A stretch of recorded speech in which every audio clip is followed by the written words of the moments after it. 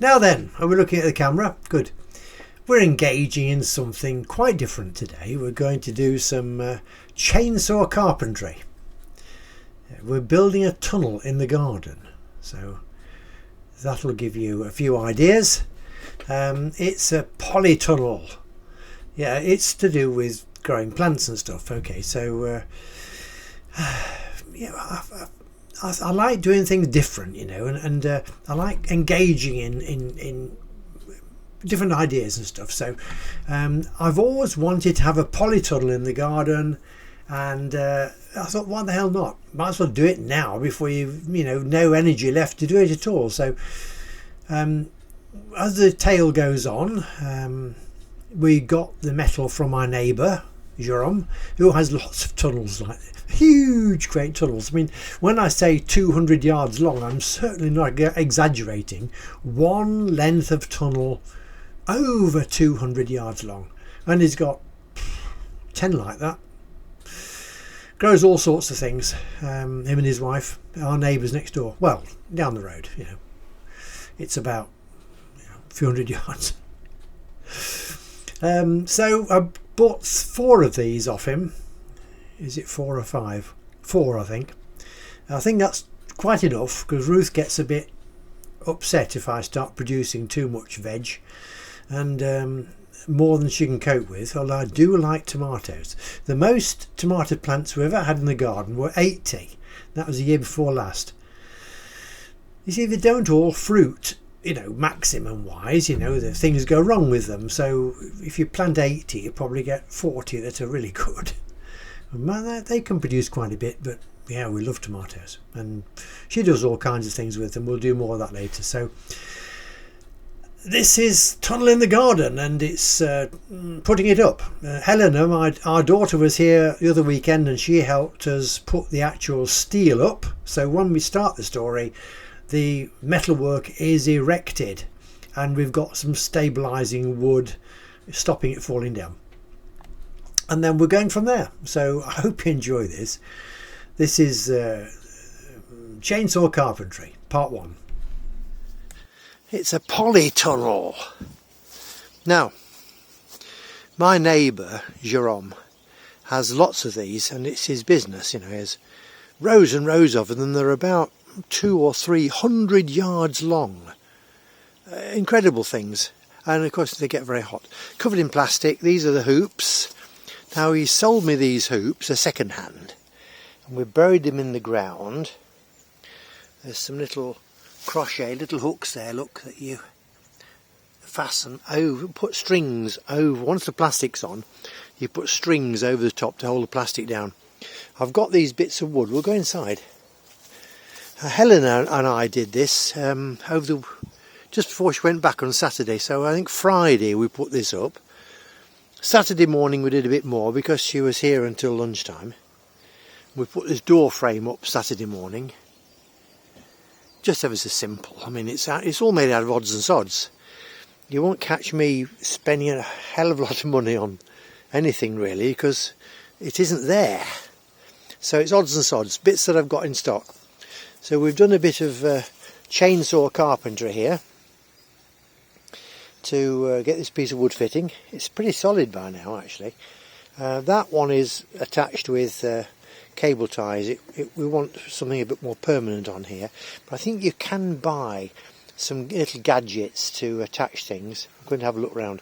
There's a hose clip holding that on. Is it in focus? There we are. There's a hose clip holding that bar, which is steadying this upright to stop it wobbling about.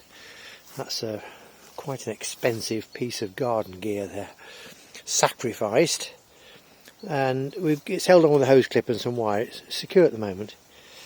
The door frame, and the plastic comes round down over the top of it, and then it'll come down at both sides here and anchor it to the ground. They're just cable ties at the moment, just securing these, just to keep them steady, so that they don't lose their position. We need something a bit more secure before we start putting the plastic on, so it doesn't jiggle about. Last thing I want is these things moving. And then the actual strings over the top from that hook there. It comes over the top diagonally to a hook on this one. You can see it there, look, there's a hook there. And then another one from there, diagonally over to there, and diagonally, and likewise. And one over the front. We had a bonfire here the other day, so it gives you quite a big area. It's 2 metres between each hoop, so it's 2, 4, 6. Or is it 3 metres? Let's have a go. 1, 2. It's 2 metres between each hoop, so it's 2, 4, 6 metres long, 18, 20 feet. More or less. It looks longer, doesn't it? And it's how wide is it? 4 metres wide. Those legs are in about 18 inches, and they've got a plate on the bottom of them that so it holds it there, and the plate stop it getting whipped out the ground in a hurry. I mean, this is well sheltered here. Look at the hedge that side. We've got the house and that here, so it's not going to get whipped up in the air here, no matter what comes. But when they're out in the open fields, then the wind can do some awful damage to them. Now this morning I'm going to erect the doorway at this end. It's so, you don't necessarily want to get in and out at this end, but it's so that you've got a ventilation. And you can open both doors if it gets very hot and that kind of thing. This is a rather good gadget, I might say. It's an Aldi chainsaw, battery powered. And I've got one of the bigger batteries in it at the moment, longer lasting ones. I've had this about 4 years perhaps. I've not changed the chain yet, I sharpen it now and again. It's not a very big chain, but it's a brilliant tool. Place to put the oil in here, adjuster at the other side. This is an excellent gadget. I've just seen one advertised in our local Lidl coming up next week with a bigger, longer blade, almost like a normal size big chainsaw, and it has 2 batteries on it, one each side of the handle. Very tempted to get one because I use the chainsaw quite a lot, but I've ditched all the petrol chainsaws, and I've got this one and a Bosch cable powered, mains powered one, which is an excellent tool as well. I've had it for quite a long time now. I recommend this. Right, all I've done is carve a groove in there, 2 grooves. I'm going to get my jigsaw out now and cut the bit off in the middle. I'm not going to do any sanding or anything like that. It's going to be put in place, and then once it's in place and everything is tightened up, then I shall shape all the edges around the pipe so it doesn't dig into the plastic, make it smooth it off, and so it's better. But not until I've finished. I'm going to show you another super gadget now. This is a Lidl. I've been to Lidl this morning actually and got a portable bandsaw that cuts metal. This is a Lidl. I've had it 2-3 years. Little battery. Good little tool this is. Little angle grinder. It's a smasher. Really works well. So I'll just pop you down and I'll just cut this nail head off. Show you. I've got my goggles on. Is that going to sit there for a minute? Well, I'll just cut this nail head off so I don't point it in your direction.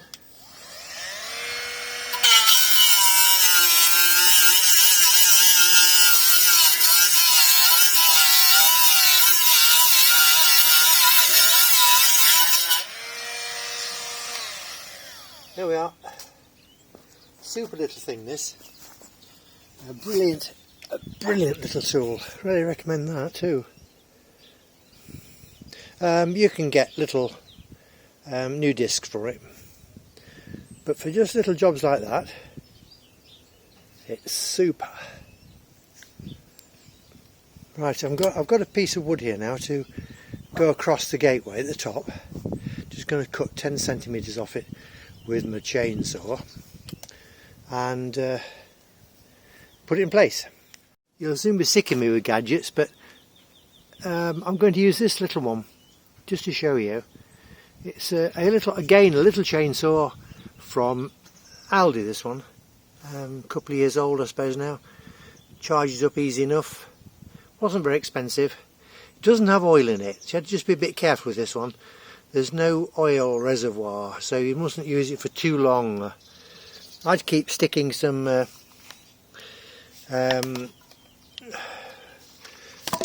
dear, what do you call it, on the chain. Here we are, duck oil. I use that for most things actually, so I'll stick a bit on the chain before I use it.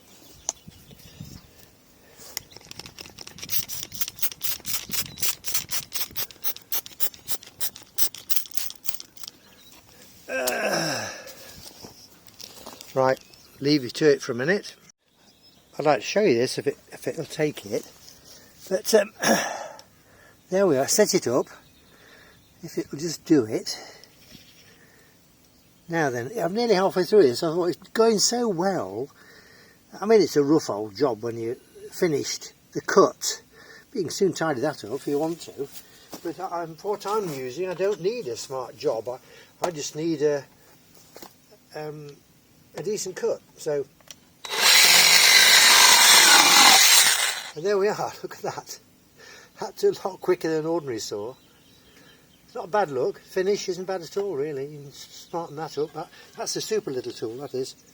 Again, with the duck oil, a lot better. There's a bit of duck oil on it. We're back on site. So these are the two uprights. You saw me cutting the grooves in them to fit on the poles. There we are.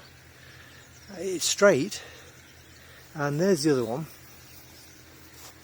with its groove, so it's rigid. And now we've cut this piece of wood. It's a little bit proud, so it'll hold itself there while I screw it in place. Bit of old timber there. It was part of a pontoon that I built on the river. We had a riverboat once, a barque de la Loire for pleasure. Big long wooden boat, like a huge punt, about 25 foot long, very, very heavy. And we had a pontoon to keep it off the rocks on the river side at Montsorrow. And this was once I finished, I brought the pontoon home and took it to bits, and this is part of the wood. So let's see, that's our post lady. She's just delivering to the box just to the side of the hedge behind you. Right, there we are. So that's in place. It's level, I can tell you. Come through here. Now there's my stool steps. Look at that. I bought them off a chap. Oh, they're French ones. They've got good wide legs, and even on this rough ground they won't tipple over. They've got good wide legs, and I've had lots of problems with the old stool steps when you open them out and one leg goes into the ground. I've dislocated my shoulder and all kinds of daft things using unstable steps.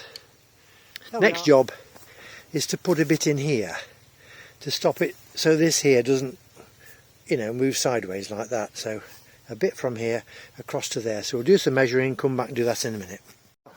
On this side, I've run out of brackets for holding the thing together. So what I have found are some 4-inch screws. Now, I'll go in there, look, and hold that, but I just need to drill a hole in here first. They're crosshead screws, not my, where are we? They're not my favourite, look, crosshead screws. They're old stock, so I'm going to see if I can get them to go in there. Bear with me.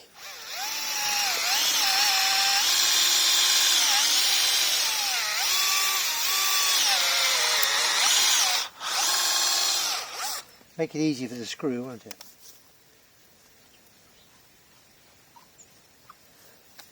Here we go.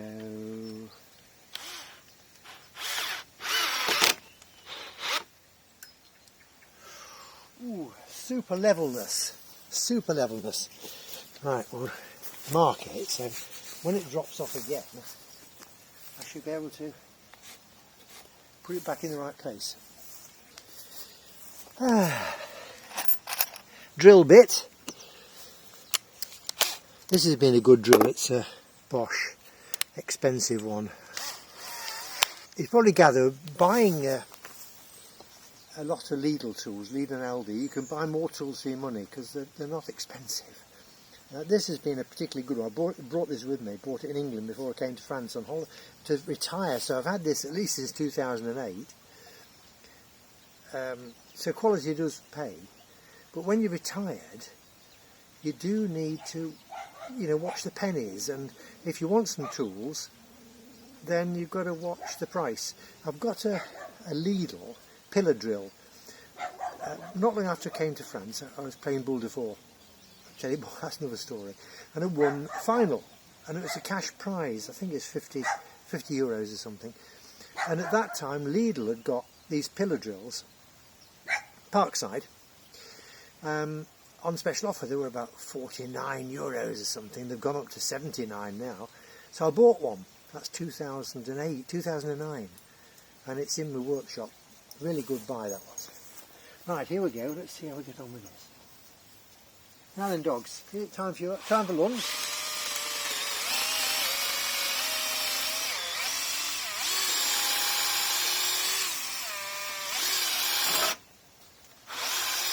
We're into it.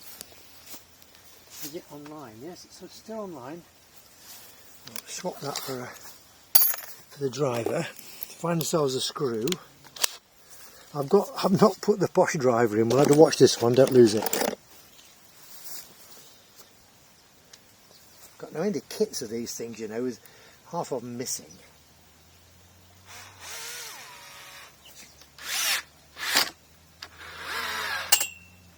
She's in. There we are. Excellent job. And it's still horizontal, it's still perfectly in line. Right, tools away and it's lunchtime. There we are, the end of that little section. Now we've been held up. The next bit will be putting the plastic on. All I've got to do, you know, from what you've seen so far, is to finish off that bit of woodwork, take off the rough edges, sand it down a bit, stick the plastic on. That's going to be entertaining. So that'll be the next thing we're doing, is putting the plastic on and anchoring it. Then we'll just keep going and start putting things in it. The first thing we're going to be doing is actually taking out some strawberry plants that are overwintered in some tubs. I don't know, 4 or 5 years old. I'm hoping we can find enough among those tubs, new, you know, plants that are newish and healthy looking, to put in some pots, and then they're going to go into some spouting downrighting that I have tried to use in the past in the open air. Going to put that halfway up the walls of the tunnel to see if we can have strawberries in the hot tunnel, because the irrigation's no problem. So that's one project. We're going to be growing strawberries in some spouting. Well, it isn't spouting, it's downrighting with holes chopped in it, you know. You'll see.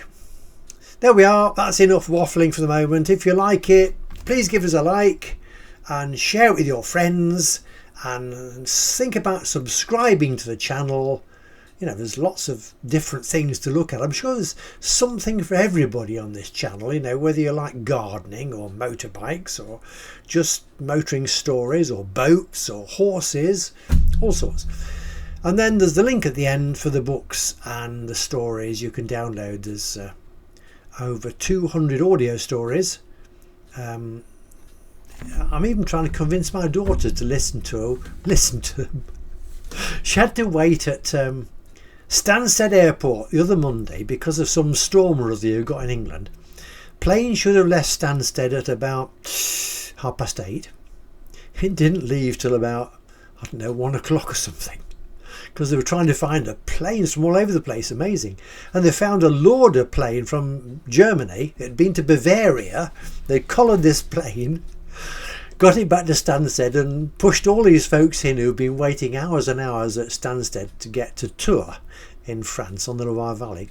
And off he went. And you know, that pilot, don't run away for a minute, that pilot, normally it takes 1 hour 25 minutes the journey. That's from getting on the plane, shutting the doors, okay, 1 hour 25 minutes, shutting the doors in Stansted, opening the doors in Tours.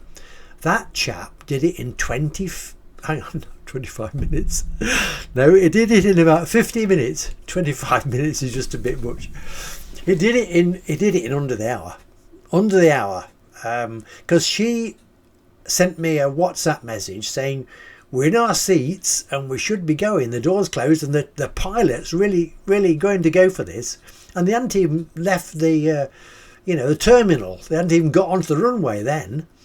And so we went off to Tours, and they arrived in Tours 5 minutes before the scheduled time that they were going to. He did it in well under the hour. Man, that chap must have really pulled the throttles open for that. And that was a Lauda airplane, same kind of plane as the other folks use. But wow, he must have really powered that thing along. It was headwind too, by the way. He was coming from England and it was headwind, and he still did it in well under the hour. He must have been real some pilot.